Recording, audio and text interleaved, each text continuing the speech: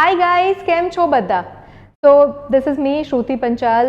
As you all know, મેં 4 વખત જીપીએસસીનું form ભર્યું છે, 4 વખત પ્રિલિમ્સ ક્લિયર કરી છે, મેન્સ લખીને 4 વખત ઇન્ટરવ્યૂ આપ્યું છે, out of which 2 times I got a rank. But આજે આપણે ખાલી પ્રિલિમ્સની વાત કરવાની છે કે guys, I will be a little bit wobbly because I have got a fracture in my foot, but please bear with me. હવે prelims નજીક આવી રહી છે તો મને થયું એક વિડીયો કરી જ લઉં, since I cannot do anything much these days. સો પ્રિલિમ્સની વાત કરીએ, right? So me as a person જે કોઈ દિવસ પ્રિલિમ્સ ફેલ નથી થયું, okay, as in I have always cleared my prelims. અને બીજા ઘણા બધા છોકરાઓ મારી પાસે આવતા હોય છે કે મેમ 2 વર્ષથી પ્રિલિમ્સ નથી નીકળી, પ્રી નથી નીકળી રહી, પ્રીથી બીક લાગી ગઈ છે. તો today we will discuss about all those thing કે ભાઈ આપણે કઈ ભૂલો કરીએ છીએ જેના કારણે પ્રિલિમ્સ ક્લિયર કરવા માટે રહી જઈએ છીએ, okay? So I am going to tell you 5 most important things જે તમારે અવોઇડ કરવાની છે, એન્ડ એની સાથે સાથે 5 વસ્તુઓ જે આપણે ડિસ્કસ કરીશું જે આપણે કરવાથી prelims short we can say કે ક્લિયર થશે. તો નવી સ્લાઇડ લઈએ. First and the foremost mistake હું હંમેશાથી કહેતી આવી છું, and 5th one is the EPIC one જે બધા જ કરે છે, okay? 99% of people make this mistake. First is sources. મારા કોઈ પણ વિડીયો હશે ને એમાં નીચે એક મેસેજ હશે, મેમ મારી પાસે આ પબ્લિકેશનની બુક છે, આ વાંચી લઉં તો ચાલે, રાઈટ? હવે મારો ક્વેશ્ચન એની સામે એવો છે કે ભાઈ આપણે જિંદગીમાં કંઈ જ કામ ના કરીએ પણ લીમડાના ઝાડ નીચે ખાટલો નાખીને સૂઈ રહીએ ઠંડા પવનમાં, રોટલો ને મરચું ખાઈએ તો ચાલે? ના ચાલે, right? We have aspirations, we want to do a lot better in life. તો એના માટે આઈ વુડ સે કે હવે હસમુખ પટેલ સર જ્યારે યુપીએસસીની તરફ આટલું બધું વળી રહ્યા છે તો આપણે પણ યુપીએસસીને સિમિલર સોર્સિસથી જ રીડ કરવું પડશે, ઓકે? એનસીઆરટીઝ તો ભાઈ એકદમ બેઝિક નેસેસરી થઈ ગઈ છે, એક બુક લિસ્ટનો વિડીયો કર્યા છે અને તમે બુક્સ જોઈ શકો છો, ઓકે? સેકન્ડ મિસ્ટેક ઇઝ, હમણાં જ મને 2 દિવસ પહેલાં એક છોકરાનો ફોન આવ્યો તો આવા ઘણા બધા ફોન આવતા રહેતા હોય છે કે મેમ મેં 11thની જિયોગ્રાફીની ભૂગોળની એનસીઆરટી વાંચી કાઢી, હવે બીજું શું વાંચું? બીજું કંઈ જ નથી વાંચવાનું. You have to revise from the same sources. કારણ કે જો 11thની જો 2 એનસીઆરટીઝ તમને પાકી થઈ ગઈ હોય ને તો જીપીએસસીની પ્રિલિમ્સમાં જે 50 માર્કના ક્વેશ્ચન્સ આવે છે એમાંથી તમે 30 માર્ક્સ તો મિનિમમ સ્કોર કરી લેશો. યસ, એટલું બધું પેપર 11thની એનસીઆરટીઝ પર ડિપેન્ડન્ટ હોય છે. તો ડોન્ટ મેક ધીસ મિસ્ટેક કે ભાઈ આ બુક વંચાઈ ગઈ, હવે કઈ વાંચું. ના, તમે તમારા સ્ટેન્ડર્ડ સોર્સિસને સ્ટક રહેશો તો ઘણો બધો ફાયદો થશે. Third one, guys, weight for the 5th one, અને એના પછી આ બધી મિસ્ટેક્સ કઈ રીતે સુધારવી ને એની પર બી આપણે ડિટેલ ડિસ્કશન કરીએ છીએ, okay? Third point, very important. શું કરીએ છીએ, શું આપણે લોકો લાઇબ્રેરીમાં ભણવા જતા હોઈએ and some person from the library will come and ask you one very weird question, જેમ કે ગાંધીજીની બકરીનું નામ શું હતું, કે પછી સિંધુ ખીણની સભ્યતામાં આ વસ્તુ ક્યાંથી મળી હતી, and that person will throw us of the chart. આપણને એમ લાગે કે ભાઈ હું આટલું બધું વાંચું છું પણ મને તો આ ના આવડ્યું. તો ડોન્ટ ગેટ ઇન્ફ્લુઅન્સ્ડ બાય અધર્સ. તમારા જે સોર્સિસ છે, જો એ સોર્સિસમાંથી જીપીએસસીના દાસાસરવાળી જીપીએસસીના 80% ક્વેશ્ચન્સ આન્સર થાય છે તો તમારો સોર્સ એકદમ સાચો છે. You are not wrong anywhere. સમજાયું બધાને? Don't change sources.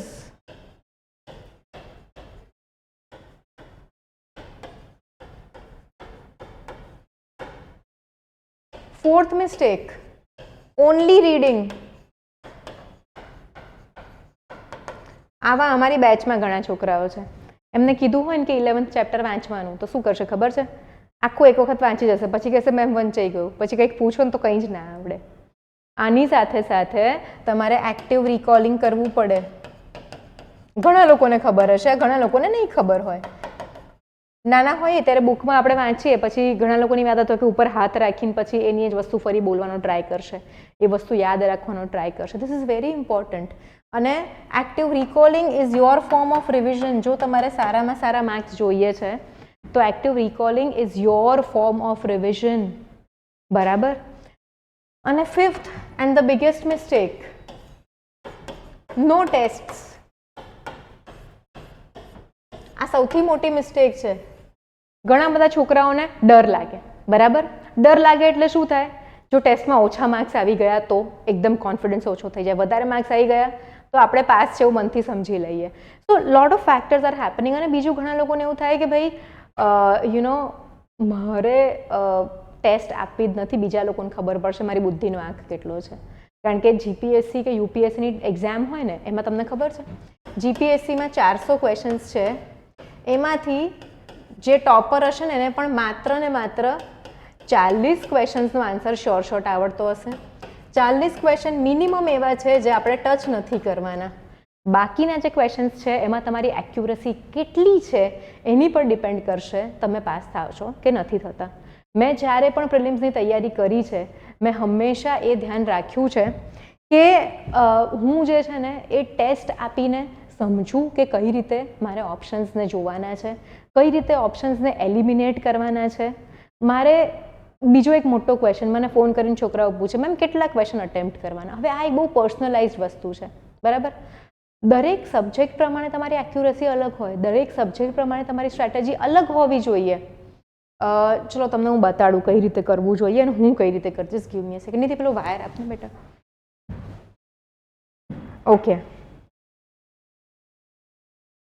ઓકે એક જ સેકન્ડ હા ગાઈઝ. ચલો ડન છે. This one now. ઓકે જુઓ, આ જે છે એક ટેસ્ટ પોર્ટલ છે અમારું. હું થોડુંક બેસી જાઉં હવે. હા નહીં પડું. મારી પાસે હું આવી રીતના ટેસ્ટ આપતી અને એ જ મારી જે સ્ટ્રેટેજી છે એને મેં એક ટેસ્ટ સિરીઝના ફોર્મની અંદર અત્યારે બનાવીને મૂકી છે. તો અત્યારે આપણે સમજીએ. હવે ટેસ્ટ આપવાની એટલે કેટલા માર્ક્સ થાય છે ગણીને દુઃખી થવાનું કે ખુશ થવાનું એવું નથી કરવાનું છોકરાઓ. આપણે ટેસ્ટથી શીખવાનું છે અને એ બધી જ સ્ટ્રેટેજી જે છે એ ઇમ્પ્લિમેન્ટ કરવાની છે. ઘણા લોકો શું કરે, બધા આન્સર ટીક કરીને આવે. કેમ? એ લોકોની એક્યુરસી હાઈ હોય એટલે. અમુક લોકો શું કરશે, જેટલું આવડે છે એટલું ટીક કરશે. પણ આપણે એવો સીધો રિસ્ક એક્ઝામમાં લેવાની ક્યાં જરૂર છે?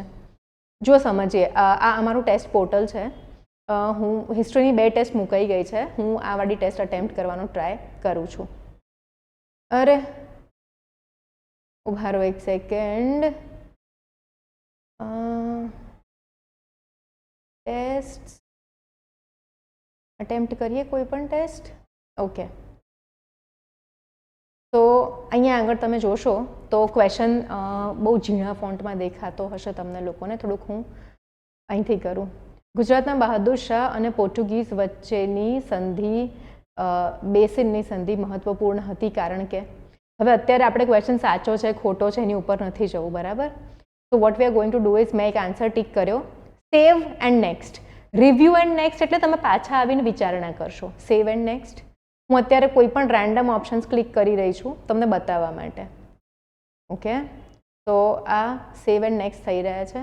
નાઉ what I will do is, એટલે સબમિટ ટેસ્ટ ક્યાંથી છે? એમ આ રહું અહીંયા આગળ છે. સો અહીંયા તમને દેખાશે તમે કેટલા આન્સર્સ, કેટલા અટેમ્પ્ટ કર્યા, કેટલા અટેમ્પ્ટ નથી કર્યા. રાઈટ, આ રેડ થઈ ગયું, નથી કર્યું અટેમ્પ્ટ. અને હવે તમને બતાવવા માટે જ હું અહીંયા આગળ કરીશ સબમિટ ટેસ્ટ. ગાઈઝ એક સેકન્ડ હા. અહીંયા નીચે જઈશ તો આવશે સબમિટ ટેસ્ટ. હવે ટેસ્ટ સબમિટ કર્યા પછી પ્રોસીડ યસ. એક જ સેકન્ડ હા, તમને બતાડું છું. View result.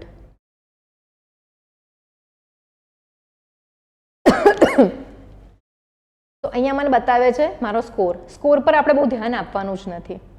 સ્કોર કરતાં આપણે ધ્યાન આપવાનું છે અહીંયા કે આપણે કેટલા અનઅટેમ્પ્ટેડ છે, કેટલા અટેમ્પ્ટ કર્યા છે, એમાં કેટલા સાચા કે એમાં કેટલા ખોટા. હવે આ બતાવે છે કે મારી એક્યુરસી 25% છે. બહુ ઓછી એક્યુરસી કહેવાય. 60% જેટલી એક્યુરસી ના હોય ને તો કંઈ કામ જ ન કરવું જોઈએ. હવે ખોટા પડી ગયા છે એનું દુઃખ નથી કરવાનું. અહીંયા એક ટેબ છે ઇનકરેક્ટ, ત્યાં જાઓ. તમને અહીંયા આગળ ઇનકરેક્ટ ક્વેશ્ચન્સ જે છે એ બતાડે છે. સી ફૂલ સોલ્યુશન જુઓ. હવે આન્સર શું આવવો જોઈએ? તો તમે જે વસ્તુ નથી વાંચી કે તમારી કાચી છે અહીંથી પાકી થઈ જશે. અને પ્લસ નીચે આ જે બધા જ એક્સપ્લેનેશન આપ્યું છે એ તમને આખો ટોપિક કમ્પ્લીટલી સમજાવી દે એટલું મોટું એક્સપ્લેનેશન છે. તો આવી રીતે ટેસ્ટ પર વર્ક કરવાથી શું થશે કે તમારી જે પણ વીકનેસીસ છે એ તમે ધીમે ધીમે કાઢતા જશો.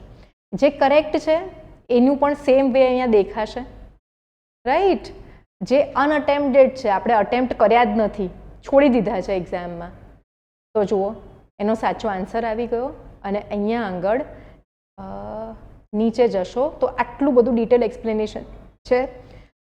હું એક વખત કે બે વખત વાંચ્યા પછી મારું બધું જ રિવિઝન આવી રીતે ક્વેશ્ચન્સ મારફતે કરતી. આનાથી શું થશે? મેમરીનું રિટેન્શન સારું રહેશે.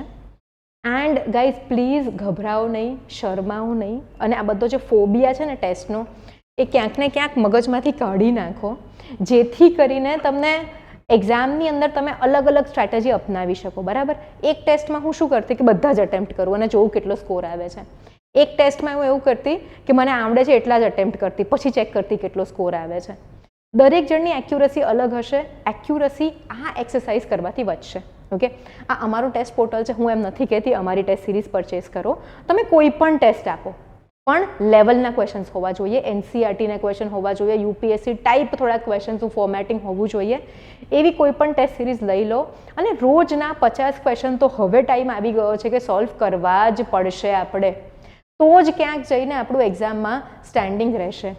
તો ગાઈઝ હવે ચલો લેટ્સ ટોક લેટર ઓન. અત્યારે હું બાય બાય કરું બધાને, and we will see you very soon.